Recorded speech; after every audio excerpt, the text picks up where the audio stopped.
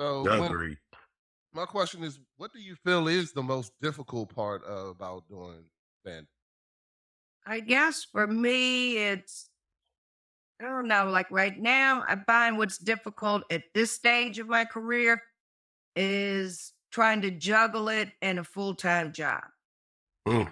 Because I tell people all the time, I literally am doing both full-time. And I tell people I'm in I'm in the direction of either a breakthrough or a breakdown. Like, it, it's, um, it's a hard juggle. And I see now why people can't do it in other jobs and why a lot of people quit their day job to go into it, because it's like the most jealous woman you've ever met. Comedy is very selfish. Um and the entertainment industry as a whole is very selfish. Um the way I explain it to people is comedy, and I'm but this from a woman's standpoint, of course. Comedy to me is like the best dick you ever had in your life.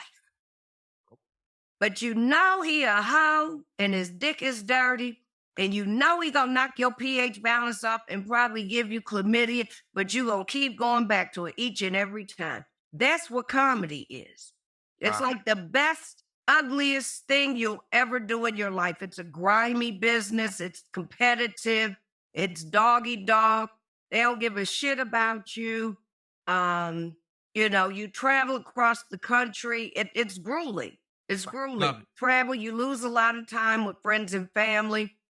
And I understand now when they say it's lonely at the top. And you know why it's lonely? Because everybody else is doing their life and you ripping and running, going to this show, that show, 3, 4, 5 times a week. And you just don't have a lot of time for anything else. It's very demanding.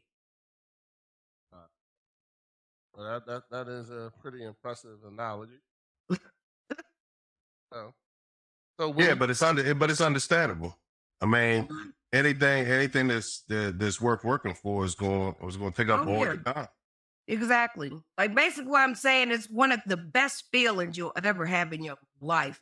Mm-hmm. But yet some of the worst feelings that you ever have in life, because you're missing this or you're missing that, or you're tired, or you're you have to dedicate time to sit down. I can't hang out and go out and do this with my friends. I need to sit down and write material. I have, like right now, I've been saying for the last 2 weeks, girl, sit your ass down and get to write. And you got 2 specials coming up and you need new material. Like you need to write. It's something you should do every day. And I definitely don't have time to do it every day. But right now I'm just in a phase where I've just got to learn a good balance. And I think for me, it was about grinding to get my name out there. And now it is sort of out there. So I feel like there's a part of me that's like, you just got to keep going. But in all honesty, for me to make this and to have longevity with it, I've actually had to be strategic, and I'm actually going to slow down a little bit. More so on local shows, not so much on my traveling part, but to be able to free up a little bit more time in my schedule to do other things. So my shows will be slowing down, which they kind of need to, because I don't want to oversaturate myself in the market here locally, to where people are like, okay, we're seeing her around here 4 or 5 times a week. I want to be to a point of where people are like, okay, we don't see her that frequently, so when we do, we should go to her show. Right. So my next question is, what does writing a routine look like for Gwynn? Like when you're down, when you're getting ready to write a routine, or you're getting ready to, what does that look like? So it basically starts off with one premise. It starts off with one premise, and as they teach you, you write comedy 5 minutes at a time. And you expand off of it. So, like, for example, I started with, the breast cancer. And like I said, I started off with that one little joke of, I'd been wanting a breast reduction for years, and all I had to do was get a little cancer. I started with that one little joke, and I expanded into it, talking about the surgery part of it, the doctors, talking about, how big my breast was before surgery, and how they are now. And then I tacked in other pieces, to it about my ex-husband. You branch off of what they call ring the rag. You just find other funny in it besides that main premise. And you expand out to 10, then to 15, then to 20, and so on.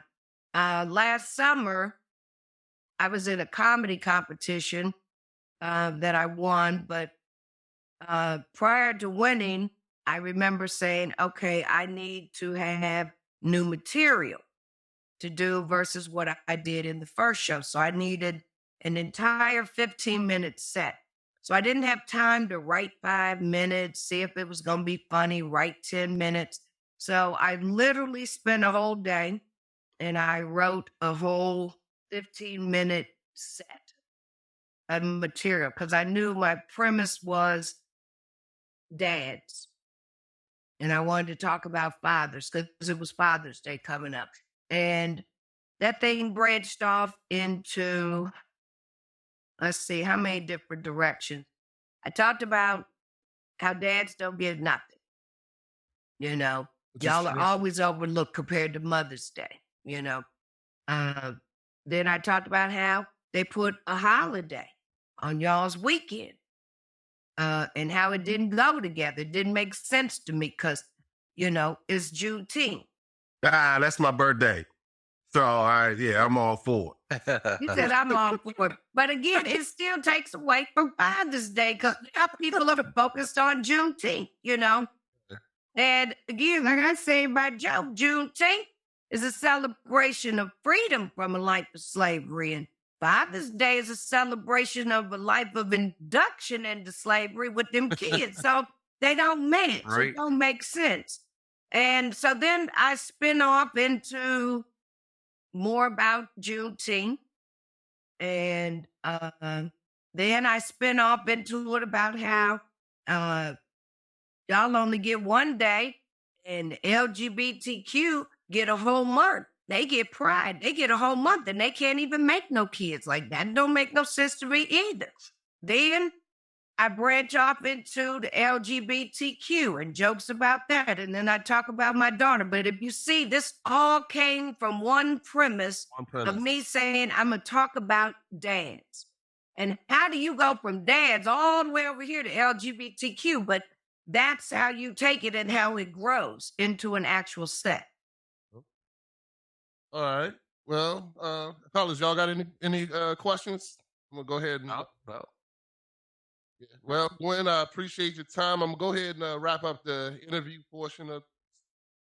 You definitely gave a lot of nuggets. I appreciate your candidness and just having a discussion with us about what you've done. I'm going to say that I admire you and I'm proud of you. I've followed you through a lot of your shows, even when they were virtual to now. I always try to support as much as I possibly can.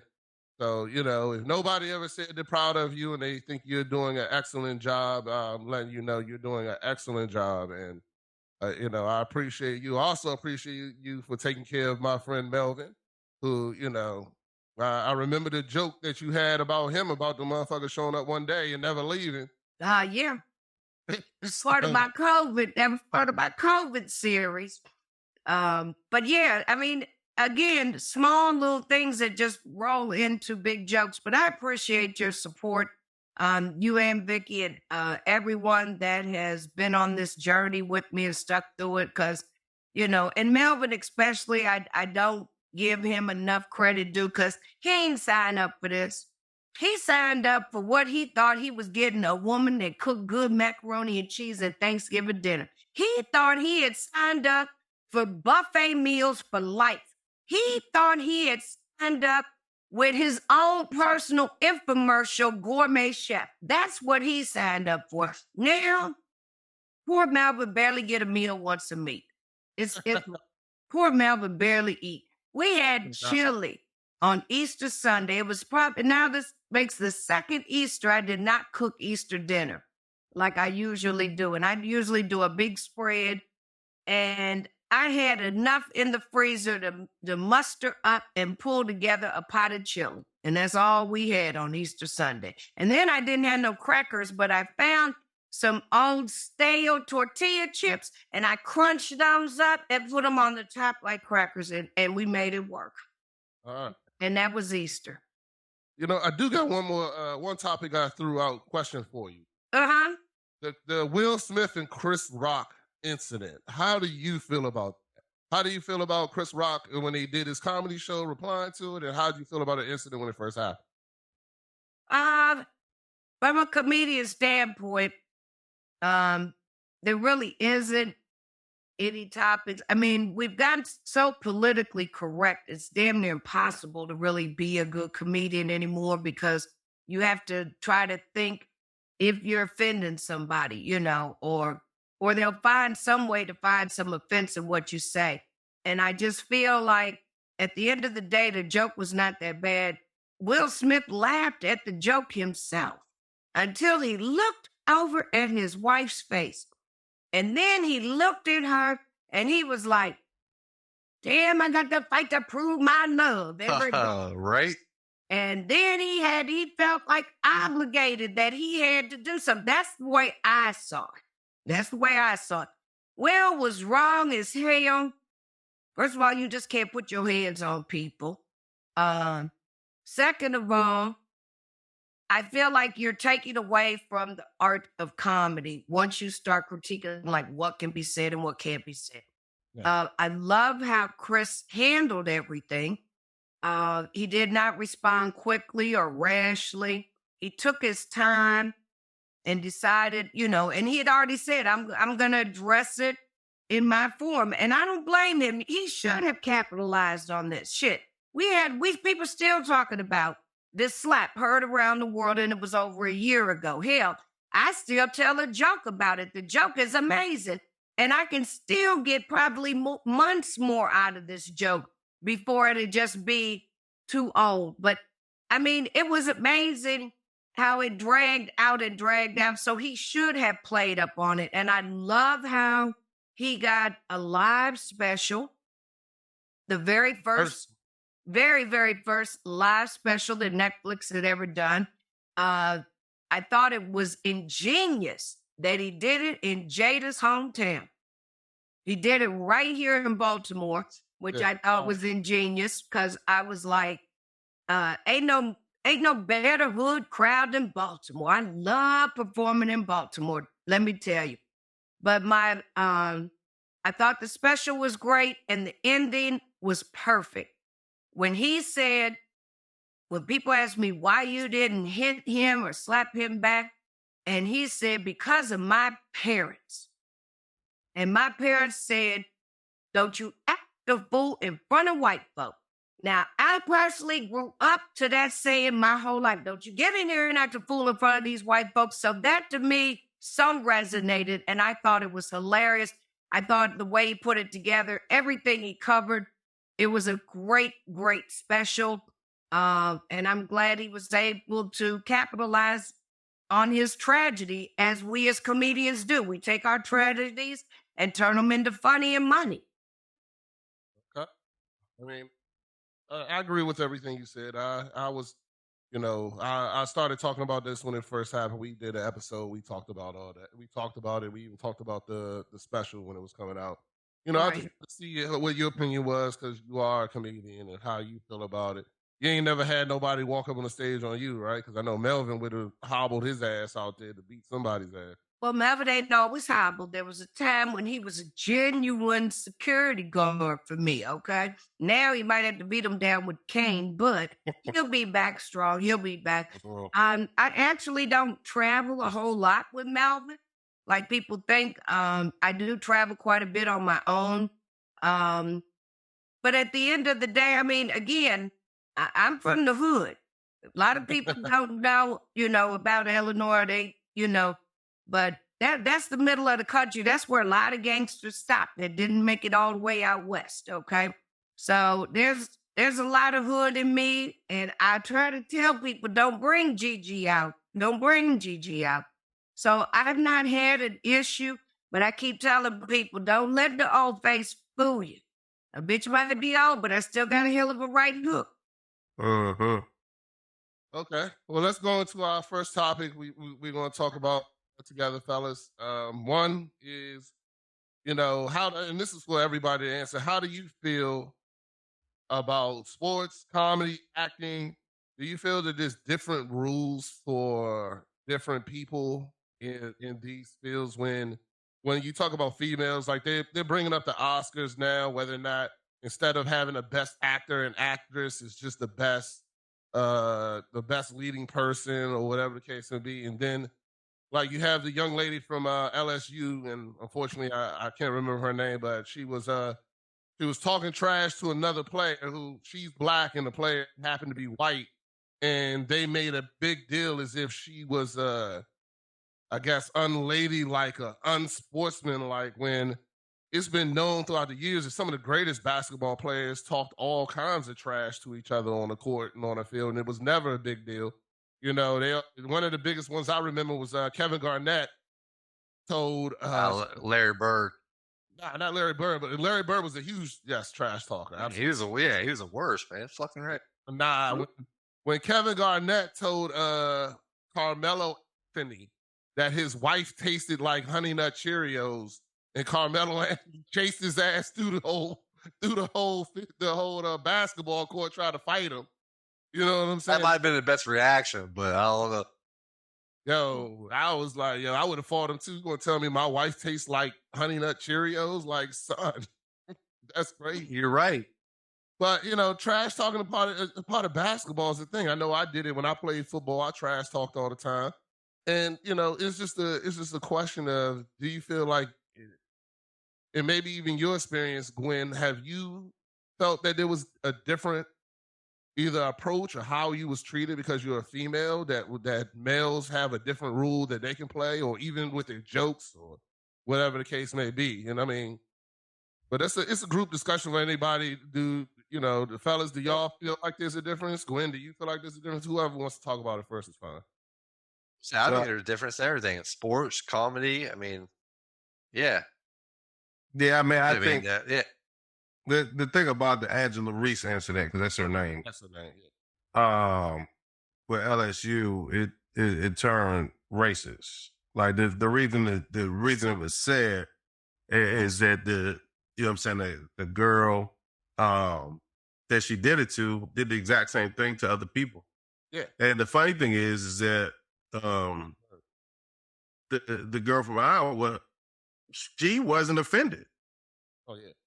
It was everybody else.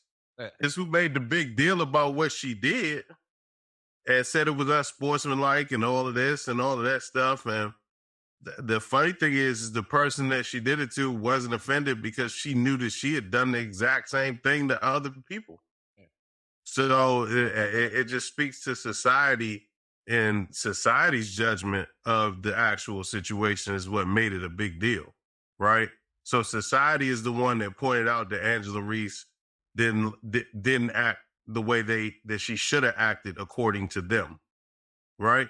Yeah. So, but for the incident that took place, I mean, I think that, trash talking is trash talking. It's just about who wants to make a big deal of that particular situation. You know what I mean? Now, from a rule perspective, I think that if it would have been male or female in that instant, it would have been the same thing, because it wasn't about the actual trash talking. It was about one person was white and one person was black. That's what it was really about. And the way Angela Reese acted, everybody expected her not to act that way, which I don't really understand why, because the other girl acted the exact same way. Now, rules from male to female, yeah, there's definitely rules that society has placed out there that they are treated fair, the exact same. It's always been that way, and it's the same thing with PT community, them as well. Everybody says, "Oh, they're not treated fairly," and it's like, you can look at every single race, every single gender, every single group, age, and point out situations where society makes the choice on whether or not things are going to be fair for that particular generation. Social media is screwed. It is. Is what's causing this. It really is. It really is. There's rules that are out there. I mean, that are yes, they're going to go one way or another, but then social media just blows it up and it turns it into something completely different. Mm-hmm. Agree. It's definitely a contributor to the situation. But the rules are still there. So whether social media was there or not. So I mean, there's definitely some biases in the U.S. and around the world.